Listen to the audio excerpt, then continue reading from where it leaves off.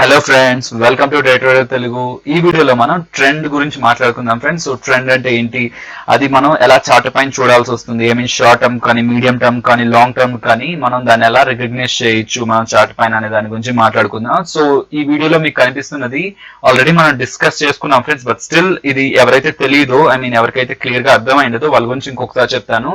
ఎప్పుడైతే మనకి స్టాక్ అనేది హయ్యర్ హైస్ ఫ్రెండ్స్, అంటే మీరు చూసినట్లయితే ఈ హై ఏదైతే ఉందో దాని నెక్స్ట్ హై అనేది దానికంటే హైలో ఉంటుంది, అండ్ ఈ హై ఏదైతే ఉందో దానికంటే నెక్స్ట్ హై అనేది హైలో ఉంటుంది ఫ్రెండ్స్. సో మీరు చూసినట్లయితే స్టాక్ అనేది మనం హయ్యర్ హైస్ ని టచ్ చేస్తూ వెళ్తే మనకి ఇలాగా ఒక లైన్ అనేది డ్రా చేసుకోవచ్చు ఫ్రెండ్స్ అప్ సైడ్ కి. అండ్ మీరు చూసినట్లయితే హయ్యర్ లోస్ ఫ్రెండ్స్, అంటే ఏ లో అయితే ఇక్కడ ఫామ్ అయిందో ఆ లో కంటే నెక్స్ట్ లో అనేది ఇంకొంచెం హయ్యర్ గా ఉంటుంది ఫ్రెండ్స్, అంటే హయ్యర్ లోస్ అంటాం. సో ఈ లో కంటే ఈ లో అనేది ఇంకొంచెం హైలో ఉంటుంది, సో ఇది హయ్యర్ లోస్ అంటాం. ఈ టైప్ ఆఫ్ మనకి higher lows and higher highs pattern form అవుతుంది, అంటే అది అప్ ట్రెండ్ అని. అండ్ ఎగ్జాక్ట్లీ ఆపోజిట్ గా మనకి లోయర్ లోస్, అండ్ మీరు చూసినట్లయితే ఇక్కడ ఈ లో అయితే ఫామ్ అయిందో దానికంటే లోయర్ లో ఇంకో లో, అండ్ ఇక్కడ ఏదైతే హై ఫామ్ అయిందో దానికంటే లో ఇంకో హై, అండ్ దానికంటే లో ఇంకో హై కానీ ఫామ్ అవుతూ ఉంటే మనం ఆ లోస్ ని అండ్ ఆ హైస్ ని కనెక్ట్ చేస్తూ ఒక లైన్ డ్రా చేసినట్లయితే మనకి అది డౌన్ ట్రెండ్ అవుతుంది ఫ్రెండ్స్. సో ఫ్రెండ్స్, ఇక్కడ మీరు క్లియర్ గా అబ్జర్వ్ చేయొచ్చు, స్టాక్ అనేది రేంజ్ బౌండ్ లో ఉంది. అంటే over a period of time ఏంటంటే స్టాక్ అనేది ఒక రేంజ్ లోనే తిరుగుతూ ఉంది. సో ఆ రేంజ్ లో తిరుగుతున్నప్పుడు ఏంటంటే స్టాక్ అనేది ఎప్పుడైతే ఆ రేంజ్ లో లోయర్ పాయింట్స్ కి వస్తుందో, అంటే ఇలాంటి పాయింట్స్ కి వస్తుందో, బయర్స్ అనే వాళ్ళు చార్ట్స్ తీసుకొని స్టాక్ ని మూవ్ చేయడం జరుగుతూ ఉంటుంది. అండ్ అలాగే ఎప్పుడైతే ఆ ప్రైస్ అనేది మూవ్ అవుతూ ఆ రేంజ్ లో టాప్ సైడ్ కి వెళ్తూ ఉంటుందో, అంటే ఈ రేంజ్ కి వస్తూ ఉంటుందో, ఆ టైంలో ఏంటంటే సెల్లర్స్ అనే వాళ్ళు చార్జ్ తీసుకొని మళ్ళీ దాన్ని డౌన్ సైడ్ పుష్ చేయడం జరుగుతుంది. అండ్ ఒకనొక టైంలో రేంజ్ బ్రేక్ చేద్దామని కూడా ట్రై చేస్తారు ఫ్రెండ్స్, బట్ ఒక ప్రాపర్ వాల్యూమ్స్ లేకపోతే మాత్రం మళ్ళీ రేంజ్ బౌండ్ లోకే రావడం జరుగుతూ ఉంటుంది. అయితే బేసిక్ ఫ్రెండ్స్, అండ్ దీంట్లో నా అబ్జర్వేషన్స్ ఏంటి అండ్ నా ఒపీనియన్స్ ఏంటి అనే దాని గురించి మాట్లాడుకుందాం. సో దానికోసం నేను మిమ్మల్ని గ్రాఫ్ లోకి తీసుకెళ్తాను. ఇక్కడ మీరు క్లియర్ గా చూడొచ్చు ఫ్రెండ్స్, గ్రాఫ్ లో నేను 2 సెట్ ఆఫ్ లైన్స్ గీయడం జరిగింది. అంటే ఫస్ట్ సెట్ ఏంటంటే మనకి సపోర్ట్ అండ్ రెసిస్టెన్స్ గా యాక్ట్ చేస్తున్న లైన్స్, అండ్ నెక్స్ట్ ఏంటంటే మనకి ట్రెండ్ ఛానల్ ఫ్రెండ్స్. సో ఇది మనకి అప్వర్డ్ ట్రెండ్ లోనే ఉంది. సో ఫ్రెండ్స్, నేనైతే పర్సనలీ ఇలా ఏదైతే మనకి హారిజాంటల్ గా కాకుండా ఇలా స్లాంట్ గా అప్వర్డ్ కానీ డౌన్వర్డ్ కానీ ఉన్న ఛానల్స్ ఏదైతే డ్రా చేసుకుంటామో, ఐ మీన్ అప్ ట్రెండ్ కానీ డౌన్ ట్రెండ్ కానీ, నేనైతే పర్సనల్లీ ఎక్కువగా ఫాలో అవ్వను ఫ్రెండ్స్. ఎందుకంటే ఇది మనకి ఈ ఏదైతే హారిజాంటల్ లైన్స్ ఉంటాయో వాటికి కనీసం ఒక సైకాలజీ ఉంటుంది ఫ్రెండ్స్. అంటే ఒక పాయింట్ దగ్గరికి వచ్చి ఏదైతే ఒక ప్రైస్ పాయింట్ ఉంటుందో, అంటే ఏ ప్రైస్ పాయింట్ అయితే ఉంటుందో ఆ ప్రైస్ పాయింట్ కి మళ్ళీ వస్తే సెల్లర్స్ అనే వాళ్ళు యాక్ట్ అవుతున్నారు, ఆర్ఎల్స్ ఒక ప్రైస్ పాయింట్ ఏదైతే ఉంటుందో ఆ ప్రైస్ పాయింట్ కి మళ్ళీ వస్తే బయర్స్ అనే వాళ్ళు యాక్ట్ చేస్తున్నారు అని మనకి క్లారిటీ ఉంటుంది. బట్ ఈ ట్రెండ్ లైన్స్ ఏదైతే ఉంటాయో ఫ్రెండ్స్, నేనైతే పర్సనల్ గా చెప్తున్నాను, నేనైతే పెద్దగా ఫాలో అవ్వను. ఎందుకంటే ఫ్రెండ్స్, వన్ స్టాక్ మూవ్ అనేది మూవ్ అయిపోయాక మనం దీన్ని ఎలా తీసుకోవాలంటే అలా తీసుకోవచ్చు ఫ్రెండ్స్. సో ఒకవేళ స్టాక్ అనేది అప్ ట్రెండ్ లోకి వెళ్ళిపోయిందంటే, ఐ మీన్ ఒక ఓవర్ పీరియడ్ ఆఫ్ టైం పెరిగితే మనం దీన్ని బ్యూటిఫుల్ గా డ్రా చేసుకోవచ్చు ఫ్రెండ్స్. అండ్ డౌన్ ట్రెండ్ లోకి వెళ్తే కూడా బ్యూటిఫుల్ గా ఇలాంటి లైన్ ని కిందకి ఇలా మెయిన్ గా డ్రా చేసుకోవచ్చు.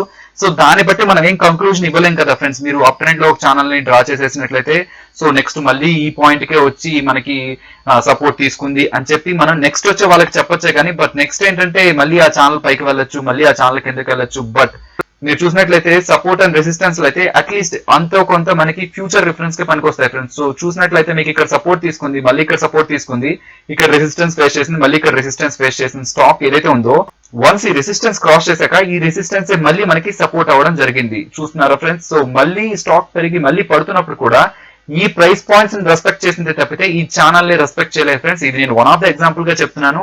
అండ్ నేను ఈ ట్రెండ్ ఛానల్స్ కి నేనేమి అగేనిస్ట్ కాదు ఫ్రెండ్స్. సో మనం వేటి మీద డిపెండ్ అవ్వాలంటే ఫ్రెండ్స్, పాస్ట్ లో మనకు ఒక ప్రైస్, ఏదో ఒక ప్రైస్ ఫ్రెండ్స్, అరౌండ్ మనకి ఇక్కడ 10,150, 10,170 ఆ రేంజ్ లో ఉంది friends. So over a period of time తర్వాత కూడా మళ్ళీ అదే ప్రైస్ దగ్గర మనకి స్టాక్ అనేది రియాక్ట్ అయింది. సో ఇలాంటి పాయింట్స్ ఏంటంటే మనం ఫ్యూచర్ రిఫరెన్స్ గా తీసుకోవచ్చు. అంటే ఒకవేళ స్టాక్ పెరిగిపోతూ ఉంటే, నెక్స్ట్ పడుతూ ఉంటే, ఓకే ఎంత వరకు పడుతుంది అంటే ప్రీవియస్ గా ఏదైతే లెవెల్ ఉందో దాన్ని పెరగడానికి ఆలోచించిందో, సో ఆ లెవెల్ వరకు వస్తుంది అనుకొని ఫ్యూచర్ రిఫరెన్స్ ఉంచుకోవచ్చు. కానీ ఈ ట్రెండ్ లైన్స్ ని సీరియస్లీ ట్రెండ్ లైన్స్ ని నమ్మి ఇన్వెస్ట్ కానీ ట్రేడ్ కానీ చేయడం అనేది ప్రాపర్ ఒపీనియన్ అయితే కాదు ఫ్రెండ్స్.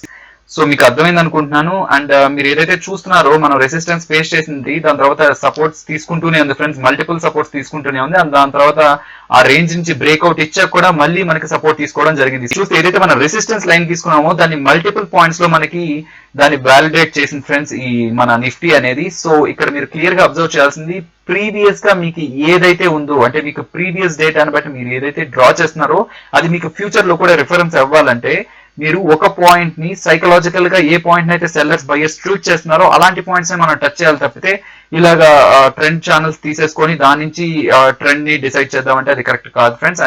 సో ఫ్రెండ్స్ ఇప్పుడు మనం మూవింగ్ యావరేజెస్ ని యూస్ చేసుకొని ట్రెండ్ ఎలా ఫైండ్ అవుట్ చేయొచ్చు అనే దాని గురించి తెలుసుకుందాం. సో ఫ్రెండ్స్ మీకు ఆల్రెడీ తెలుసు, మనం టెక్నికల్ ఇండికేటర్స్ లో ఆల్రెడీ మూవింగ్ యావరేజెస్ గురించి చెప్పుకోవడం జరిగింది.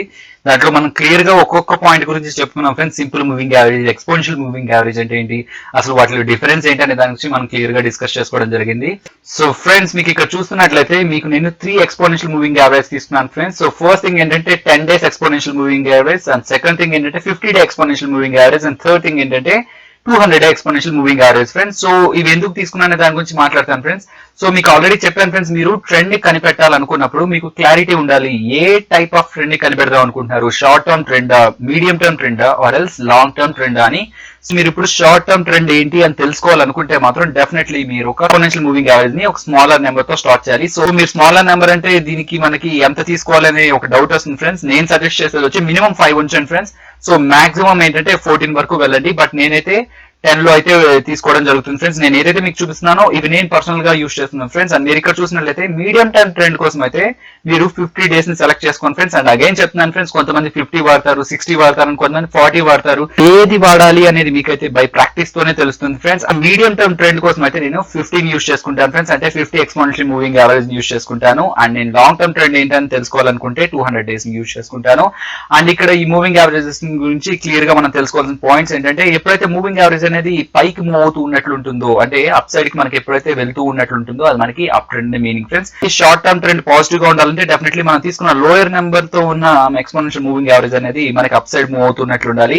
అండ్ అలాగే మనకి లాంగ్ టర్మ్ ట్రెండ్ పాజిటివ్ గా ఉండాలంటే మనకి లాంగ్ టర్మ్ తీసుకున్న ఎక్స్పోనెన్షియల్ మూవింగ్ యావరేజ్ అనేది పైకి వెళ్తూ ఉండాలి. అండ్ అలాగే మీడియం టర్మ్ కూడా సేమ్ ఫ్రెండ్స్. సో అది పైకి మూవ్ అవుతున్నట్లయితే మనకి మీడియం టర్మ్ కూడా పాజిటివ్ గా ఉన్నట్టే.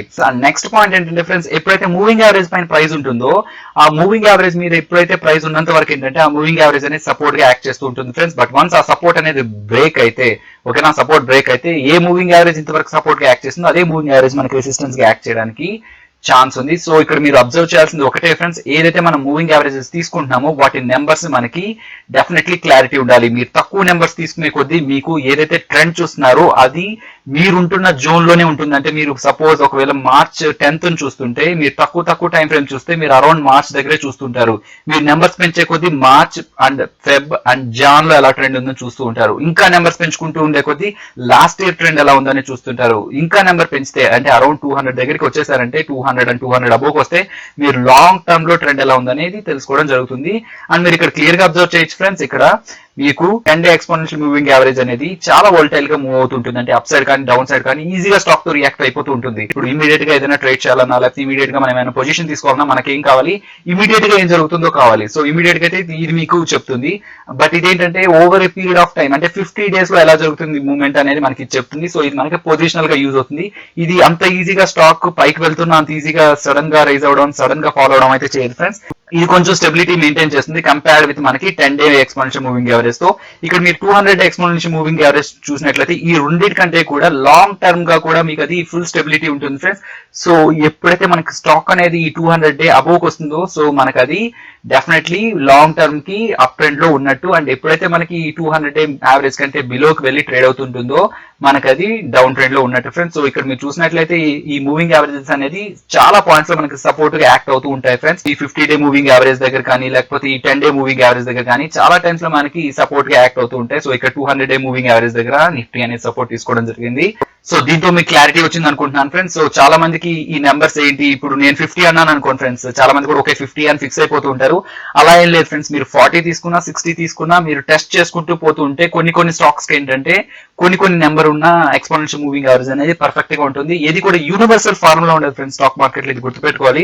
యూనివర్సల్ ఫార్ములా అంటే ఇక్కడ అప్లైన్ ఫార్ములా అంతటా యూనివర్స్ లోనూ అప్లై అవుతుంది స్టాక్ మార్కెట్ లో అనేది కాదు ఫ్రెండ్స్. సో మీరు టెస్టింగ్ లో ఏంటంటే మీరు డిఫరెంట్ ఎప్పుడైతే ప్రాక్టీస్ చేస్తూ ఉంటారో మీకంటూ ఓన్ ట్రేడింగ్ స్టైల్ అనేది వస్తుంది. సో ఈ మూవింగ్ యావరేజెస్ ని యూజ్ చేసి మీరు ట్రెండ్ ఎలా ఫైండ్ అవుట్ చేయాలి అనే దాని గురించి మీకు అయితే ఆన్సర్ దొరికింది అనుకుంటున్నారు. అండ్ ఈ వీడియో మీకు నచ్చినట్లయితే డెఫినెట్లీ లైక్ చేయండి ఫ్రెండ్స్. అండ్ ఇంకా ఎవరైనా మన ఛానల్ సబ్స్క్రైబ్ చేసుకున్నట్లయితే సబ్స్క్రైబ్ చేసుకొని బెల్ ఐకాన్ ని క్లిక్ చేయండి. అండ్ ఫ్రెండ్స్ నెక్స్ట్ ఇంకొక ఇంట్రెస్టింగ్ వీడియోతో మీ ముందుకు వస్తాను. అంతవరకు take care friends. Stay tune to day trader Telugu. Thank you friends.